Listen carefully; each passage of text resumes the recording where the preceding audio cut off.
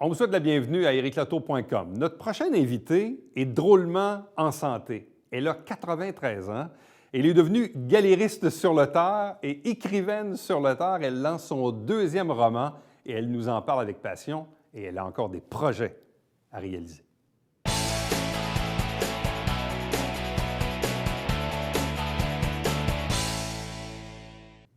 Notre prochaine invitée est une auteure aux multiples projets. On l'a reçue à quelques occasions ces dernières années, ici même à l'émission. Entre autres, il y a un peu plus de 2 ans pour le lancement de son premier roman, à l'âge de 91 ans. Et là maintenant, son deuxième roman, aujourd'hui, à l'âge de 93 ans. Elle est drôlement en forme, voire presque éternelle, on dirait, Liliane Lanoux. Bonsoir et bienvenue. Bonsoir, Éric. Vous craignez l'éternité, finalement, c'est ça? Vous vous dites qu'il faut bien en profiter pendant qu'on est là. Oui, mais je défie la vieillesse aussi. Oui, parce qu'on dit que l'éternité, c'est long, hein, puis on ne sait pas ce qu'il y a là. Donc, moi, je ne prends pas de chance. Je fais tout ce que j'ai à faire pendant que je suis là, tu sais. À quel moment vous vous êtes mis à l'écriture? Bien, c'est arrivé assez drôlement. J'avais aucun projet d'écrire, moi, là, tu sais. Puis comme ma langue maternelle est l'anglais, moi, j'ai presque plus souvent écrit des choses en anglais, tu sais. Fait qu'à un moment donné, je sais pas, j'avais le goût d'écrire et je me suis inscrite à l'atelier d'écriture du Centre des femmes de Richelieu. Et j'ai pris la piqûre, puis j'ai aimé ça. Je rentre dans ma 11e année, là, comme membre de l'atelier d'écriture. Fait que, non, j'aime ça. Fait que ça m'a, je sais pas. Après le Châtelet, je cherchais un autre projet, évidemment. Je reste pas tranquille longtemps, moi. Et puis, j'ai trouvé que l'écriture, c'était bien. Parce que, d'abord, je suis mon propre patron. Je m'engueule jamais. Et puis, je suis libre. Je travaille quand je veux, comme je veux, là, tu sais. Et puis, mais par contre, ça n'avait jamais été dans mes projets de faire publier. Ça, moi, j'écrivais, les enfants le garderont, là, tu sais. Et puis finalement, mais dans la famille, c'est une piqûre, hein? Denis, Ouais. cette année, a eu plein d'hommages avec son film. André est auteur, lui aussi, jeunesse. Ouais. Et puis ma petite fille a une maison d'édition. Fait que c'est elle qui m'a incité à publier. Le premier livre que j'ai écrit, c'était une trilogie de poésie. Ouais. Après ça, j'ai fait un collectif avec le Centre des femmes. Dans ce livre-là, j'ai 13 nouvelles. Et là, je me suis dit, bon, on va écrire un roman à un moment donné. Puis je suis partie avec le roman. Ça s'est bien vendu, ça a bien été. Alors, ça m'a comme encouragée, tu sais. Fait que là, l'itinérance, là, on en parle beaucoup sous toutes ses formes. Parce que c'est la thématique de votre deuxième roman, dont Oui. le titre est « Mon nom est Nobody ». C'est ça.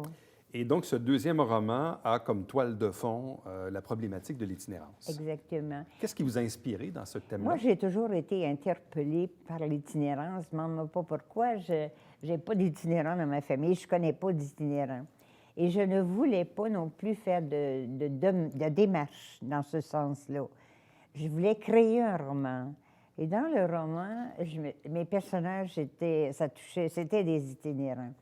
Alors, leur ai trouvé chacun une situation parce que je me posais la question, je me disais, aujourd'hui, dans l'itinérance, il y a des jeunes instruits qui ont des diplômes d'université. Il y a des femmes, il y a des personnes âgées, il y a des malades. Fait que là, je me disais, comment on part de là, par exemple, accepter de vivre dans la rue, au froid, dans la misère, tu sais? Est-ce qu'on veut s'en sortir aussi? Est-ce qu'ils veulent? Alors, c'était mon questionnement. Alors, j'ai parti mes personnages avec chacun leur histoire. Ils viennent de telle place, pourquoi ils sont tombés dans l'itinérance et est-ce qu'ils veulent s'en sortir à la fin.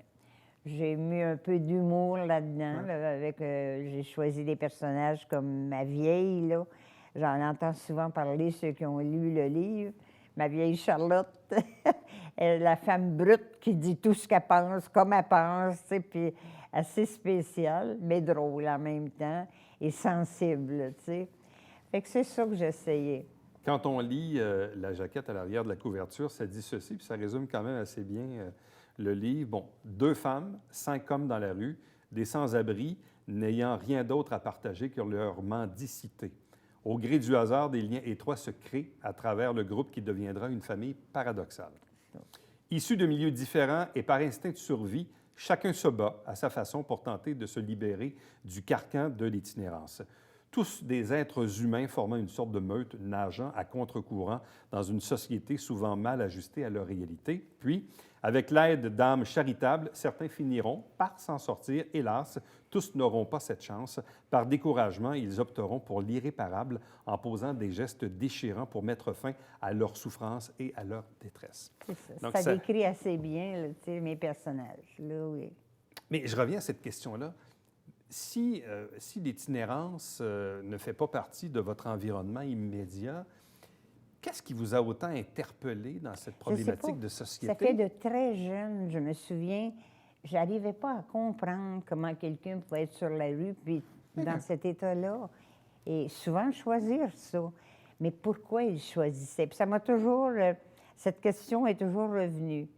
Fait que là, je me suis dit, bon, bien, je vais me libérer, moi. Puis je vais essayer de ne pas tomber dans le côté morbide qu'on voit toujours de l'itinérance, là, tu sais, côté noir. C'est un paresseux, il ne veut pas travailler, il se laisse aller, tu sais. Mais c'est pas ça. C'est tous des êtres humains, puis ils ont des rêves, eux autres aussi. Puis pourquoi ils sont arrivés là? Des fois, c'est un accident de la vie où ils n'étaient pas outillés pour pouvoir se défendre, là, tu sais, là. Fait que c'est un peu ça. À part de ça, il n'y avait pas autre chose. Je n'ai pas fait de démarche. Je ne voulais pas. Je ne voulais pas tomber dans le pattern habituel, là, tu sais, là. Je me disais, je vais essayer de trouver de l'espoir là-dedans. Puis c'est sûr, il y a des côtés comme... Avez-vous fait des recherches particulières pour Jamais. établir Pas du vos tout. personnages? Donc, vous êtes vraiment parti Oui. de votre vision, de Oui. votre imaginaire pour Oui. créer ces personnages. Oui. Peut-être inspiré de ceux que vous avez croisés dans la rue, qui sait? Mais regarde, quand on fait un livre, d'habitude, c'est comme une maison. Tu fais un plan, hein, quand tu bâtis une maison. Alors, mon plan, c'était de dire combien de personnages je veux, quelle sorte de personnages je veux, quelles vont être les situations. Est-ce que je veux qu'il y en a qui s'en sortent? Est-ce que je veux qu'il y en a qui s'en sortent pas? Alors, j'ai tout travaillé là-dessus, mais je l'ai marqué dans le livre. Je n'ai fait aucune démarche. C'est juste ce que j'entends, c'est ce que j'ai vu dans ma vie, là, et ce que j'ai entendu sur l'itinérance. Mais c'est pas ce côté-là que je voulais. Je voulais mettre quelque chose de spécial, puis dire, c'est des êtres humains, ils ont peut-être des rêves, ils veulent peut-être, ils ne savent pas comment, ils ne sont pas outillés, la vie ne les a pas outillés pour ça. Il y en a d'autres qui vont tomber là-dedans, un contretemps qui arrive, mais les autres ne sont pas préparés, pas du tout. Ils ne s'imaginent pas qu'en allant dans l'itinérance, que ça va régler leurs problèmes de vie, là, tu sais, là. Fait que c'est un peu ça. Mes personnages sont assez colorés. Ils viennent de différents milieux. J'en ai un qui vient du milieu de l'éducation. J'en ai un vétérinaire. C'est des gens, quand même, il y a des professionnels là-dedans. Puis il y a des bonnes femmes, là, attachantes, mais spéciales, là, tu sais. On se demande pourquoi sont arrivées là, ces femmes-là. Puis moi aussi, je voulais faire montrer l'amitié, la solidarité qui se crée entre ces gens-là. Tu sais, ils n'ont rien à partager, mais ils se tiennent l'un l'autre. Pourquoi le titre « Mon nom est Nobody » ? Bien, souvent, ils se considèrent comme des nobody. Tu sais, ils disent, oh, moi, ils sont très lucides, hein? Ils savent comment ils sont perçus et puis comment eux se perçoivent aussi. Tu sais, là. Dans le livre, là, le monsieur avec la madame, là, lui, il se promène à un moment donné sur la rue, puis il avance, mais il passe les commerces un après l'autre. Et chaque commerce a sa vitrine. Il se voit, lui, dans chaque vitrine. Puis, à un moment donné, il réalise qu'il n'aime pas l'image du vieillard que la vitrine lui renvoie. Il réalise à ce moment-là comment il a vieilli dans l'itinérance, tu sais. Une prise de conscience subite, là, tu sais, là. Fait que c'est des petites choses comme ça. C'est léger à lire, mais ça touche un problème profond de notre société, tu sais. Il y en a toujours eu, il va toujours en avoir, j'imagine, là, tu sais. Ouais. Travailler sur un projet comme celui-là, ça vous a demandé combien de temps? 2 ans. C'est 2 ans de travail. 2 ans. Mais tu sais, t'écris, tu mets tes personnages, d'un coup, tu dis non, lui, il ne doit pas aller là, qu'est-ce qu'il va faire? Je vais le placer ailleurs. Et tu corriges, et tu corriges, et tu corriges, et tu corriges. Et moi, j'ai fait comme 4 corrections. Après ça, la compagnie en a fait un. Et puis, tu finis par un correcteur professionnel. Ça coûte assez cher. Tu viens pas riche, en tout cas, écrire un Non, livre. ça, c'est sûr. Au Puis il Québec... ne faut pas le faire pour ça non plus. Non, non, non, pas du tout. Moi, je le fais parce que ça me fait plaisir, ça libère mon esprit, ça me garde alerte, et puis ça aide la mémoire aussi, hein, tu sais. Ouais. Mais tout à fait, mais ça vous tient aussi... Pour vous, c'est une passion, c'est une occupation, c'est un loisir. Exactement, exactement. Parce que vous avez dit en début d'entrevue, vous vous êtes mis à l'écriture un peu sur le tard. Oui. Parce que quand on regarde, vous avez fait référence tantôt au Châtelain, mais peut-être juste pour mettre en perspective les gens, c'était une galerie d'art, Oui. mais avec aussi de l'espace pour des ateliers et de l'animation. Oui, c'est ça. À l'intersection des rues Saint-Jacques et Gouin, où il y a une Oui. boucherie maintenant, C'est aujourd'hui, ça. depuis quelques années. Donc, ça aussi, pour vous, c'était comme un...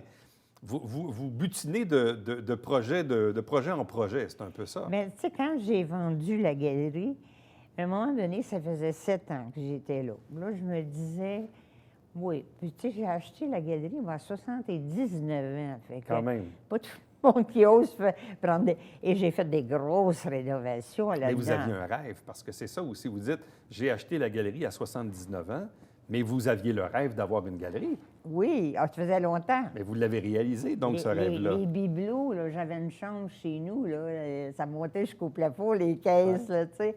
Mais là, je me disais, il faut que je fasse quelque chose. Mais quand j'ai vendu la galerie, je me suis dit, bien là, c'est it's now or never. Tu sais, il faut que je le commence, là, si je veux faire quelque chose. Et puis, ça a bien été, j'ai monté ça. Puis ça a tout été rénové parce qu'elle était quasiment en abandon, cette affaire-là. La bâtisse était en abandon et puis j'ai investi là-dedans, puis j'ai travaillé tout seul. Puis après 7 ans, j'étais tout seul, j'avais pas d'aide, hein? J'avais pas d'aide, pas du tout. Des vernissages, puis ça recommençait, puis des conférences et tout ça. Mais ça a très bien été. J'ai aimé ça beaucoup. C'était que là, à un moment donné, je me disais, après 7 ans, là, peut-être qu'il est temps que je lâche, là, tu sais. Alors, j'ai réfléchi. Je suis partie en voyage. Et puis, c'est rare que je prends une décision là, rapidement sur un coup de tête. J'ai fait un bilan, le pour, le contre, ça. Et je suis revenue, j'ai dit non. Là, j'ai réalisé un rêve, c'est terminé maintenant.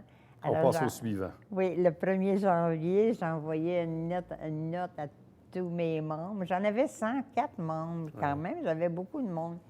Et puis, bien là, ça a été triste pour tout le monde, tu sais.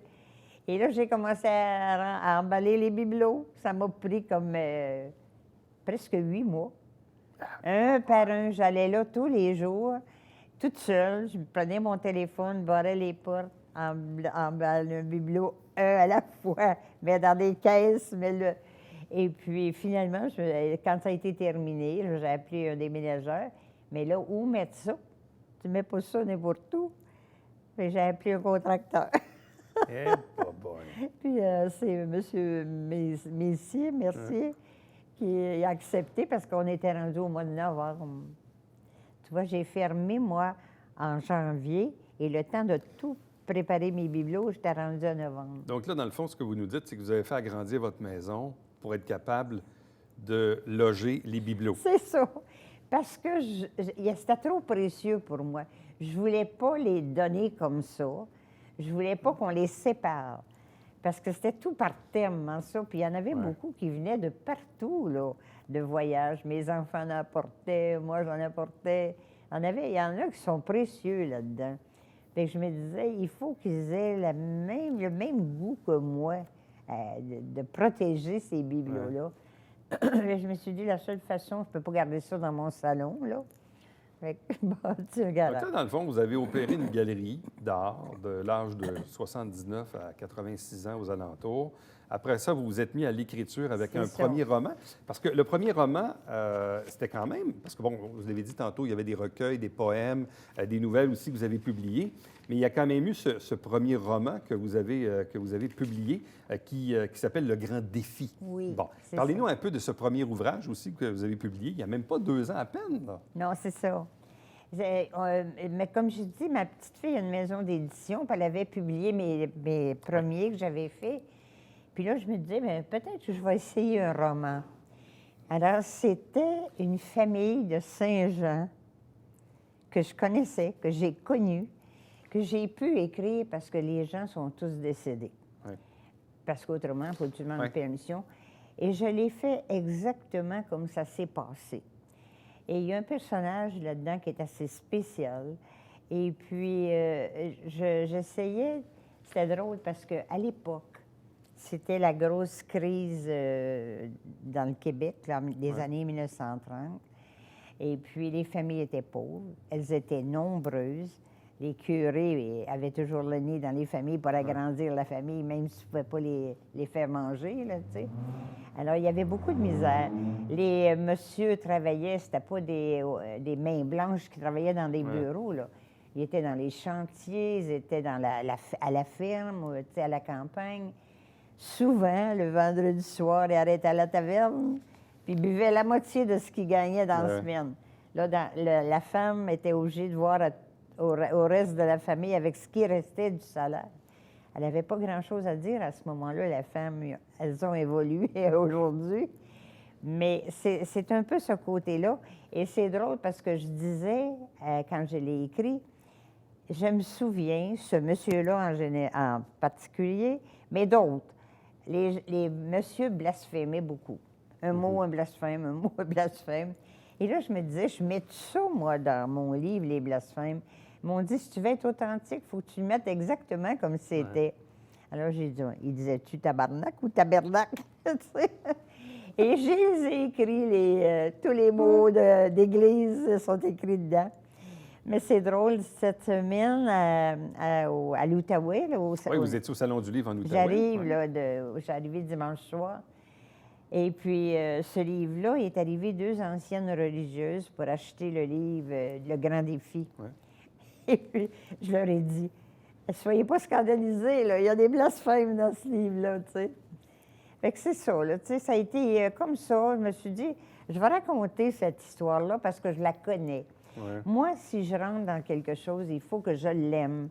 Il faut que je sois sûre que je vais le mener au bout, que je vais avoir assez d'idées, que je vais avoir assez d'informations pour aller jusqu'au bout, tu sais. Alors ça a été assez facile.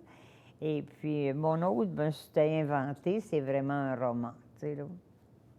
Parce que là, dans le fond, si vous dites que vous avez eu, dans le fond, vous avez mis sur pied votre projet de galerie d'art il y a quelques années, le projet d'écriture Oui. qui arrive également dans ces dernières années, là, avez-vous encore des projets? Avez-vous encore des idées particulières? Écoute, si tu n'as pas de projet, si tu n'as pas de rêve, tu es comme un robot qui se promène dans la vie, là, tu sais. C'est sûr que je vais en avoir d'autres. Mais je suis assez réaliste pour savoir que je les réaliserai pas tous, là, mes rêves. Surtout à l'âge que j'ai là, tu sais. Mais il faut en avoir. Moi, c'est ce que je dis aux jeunes. Vous n'avez pas de rêve, vous ne vivez pas. Soyez réalistes, je les réaliserai peut-être pas tous, mais je vais en avoir des rêves. Là, Qu'est-ce tu qu'il sais. vous reste à faire, dans le fond, encore, que Mais vous là, as-tu souhaitez? un Là? sujet pour mon prochain livre? OK, donc vous avez l'idée d'écrire un autre livre, Bien, c'est ça? j'aimerais écrire. J'aimerais. Parce qu'actuellement, je vais te dire, là, j'ai fait application au Nautilus, ils ne m'ont pas accepté. Non! Ils ont dit que j'étais trop vieille. Alors, écoute, là, tu sais, je me dis, je vais continuer à écrire parce que je suis libre, tu sais, je fais ce que je veux, quand je veux, comme je veux, puis ça peut prendre le temps que qu'il faut. Moi, ça ne me dérange pas, là.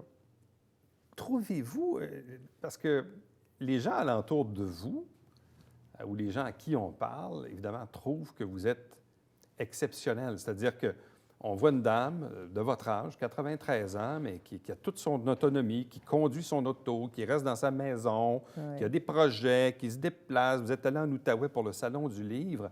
Bon, visiblement, vous avez une bonne santé, et tant mieux. Est-ce que pour vous, c'est exceptionnel, ça? Écoute, on me dit ça tout le temps.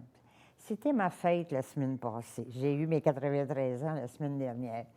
Et puis, si tu voyais les vœux que j'avais, j'ai l'impression que je suis morte des fois. Parce que des belles affaires de même, on dit ça aux gens quand ils sont morts, là, tu sais.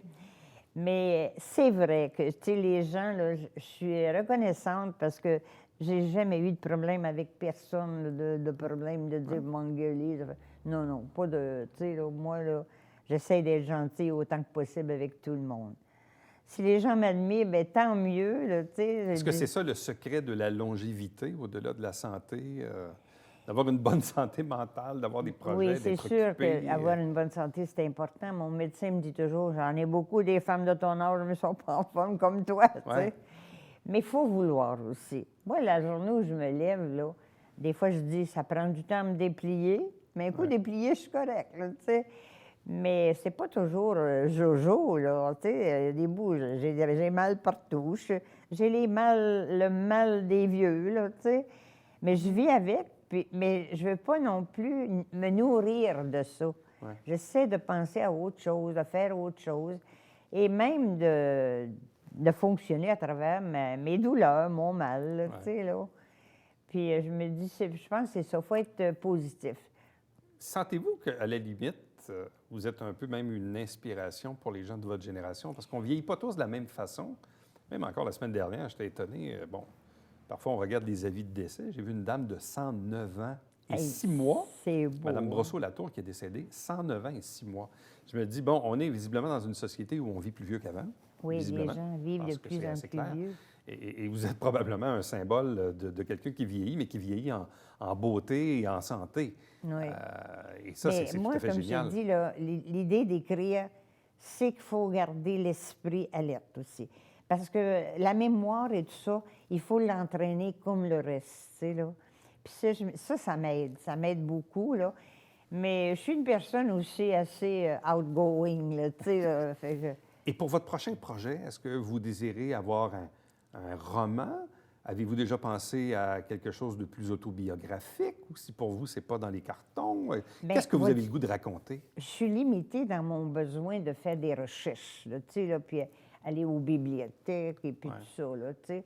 Fait que je me dis, j'ai aucune idée. Je dis à tout le monde, si vous avez un bon sujet, mais je suis assez axée sur les problèmes sociaux. Ouais. Tu sais, tout ce qui est sentiment, pour aller chercher tout ce que je veux dire, il faut vraiment que ça me touche. Tu sais, si ça ne me touche pas, je le sens, je ne pourrais pas le développer. Je peux mettre 4-5 titres là, que je veux travailler, puis à un moment donné, je vais tous les effacer, puis je me dis, ça, je ne rendrai pas ça loin. Tu sais, là. Alors, il faut vraiment que ça aille me chercher là, pour dire, je vais travailler dessus, je vais être capable, je vais trouver ce qu'il faut pour le terminer. Là, tu sais. Et raconter votre propre vie? Bien, c'est assez long que ça va prendre, ça va prendre 1000 pages. Je sais pas, un jour peut-être, là, tu sais, là. Mais est-ce qu'on est objectif quand on écrit notre propre vie? Ben, peut-être pas toujours, c'est sûr. On va toujours sur les bonnes affaires, là, tu sais. C'est sûr, c'est sûr. Je sais pas. Je sais pas qu'est-ce qui sera le prochain. Ça sera sûrement une histoire quelconque, là, tu sais. Parce que, comme je te dis, j'ai écrit des nouvelles, j'ai écrit pas mal j'ai écrit des poèmes. Alors, j'ai pas mal touché... Avez-vous un autre salon du livre qui s'en vient bientôt? Trois-Rivières.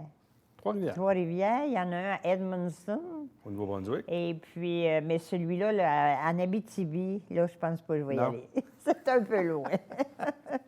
Mais André, mon fils, aîné, est dans lui aussi, il écrit pour la jeunesse. Lui, il va y aller en Abitibi.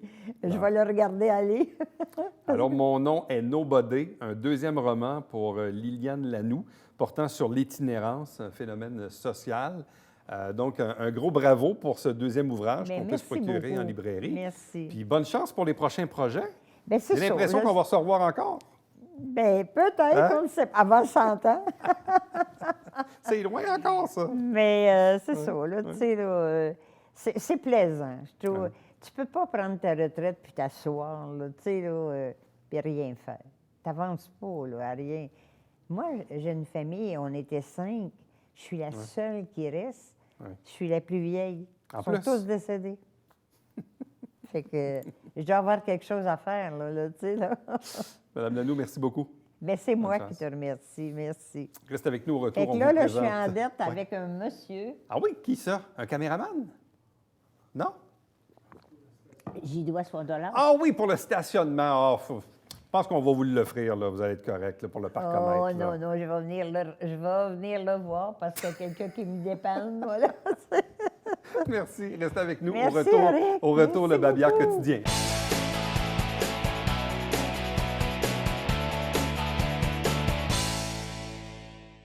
Mesdames et messieurs, bonjour et bienvenue à la Justice entre nous. Mon nom est Serge.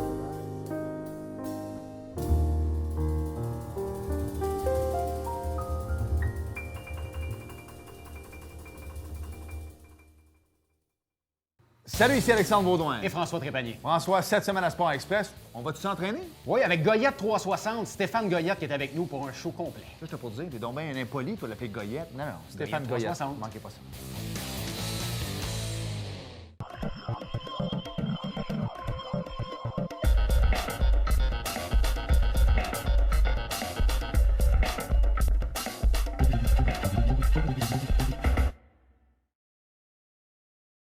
Mesdames et messieurs, bon matin et bienvenue à votre télébingo sur les ondes de télévision du Haut-Richelieu. Vous aimeriez jouer au bingo dans le confort de votre foyer?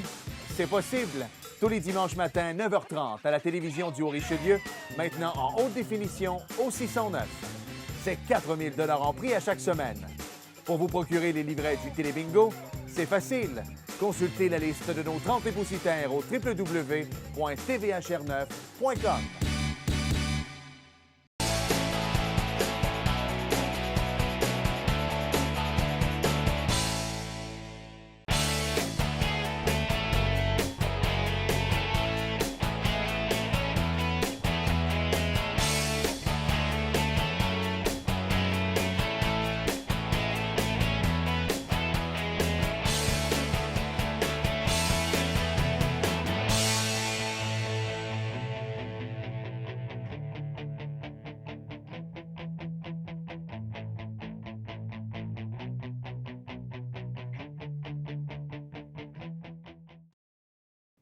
Vous savez qu'il y a maintenant des concerts au domaine Trinity. Il y en a un le 22 mars prochain avec Beaumatin. Si ça vous intéresse, voici les détails. Puis il y en a d'autres occasions également durant l'année. Puis c'est vraiment un endroit qui est magnifique. N'oubliez pas qu'à chaque semaine, on vous présente des extraits des travaux du Conseil de ville. L'émission s'appelle Saint-Jean-sur-Richelieu. Et si vous la manquez, elle se retrouve sur notre site Internet à tvhr9.com. À demain. Bye-bye.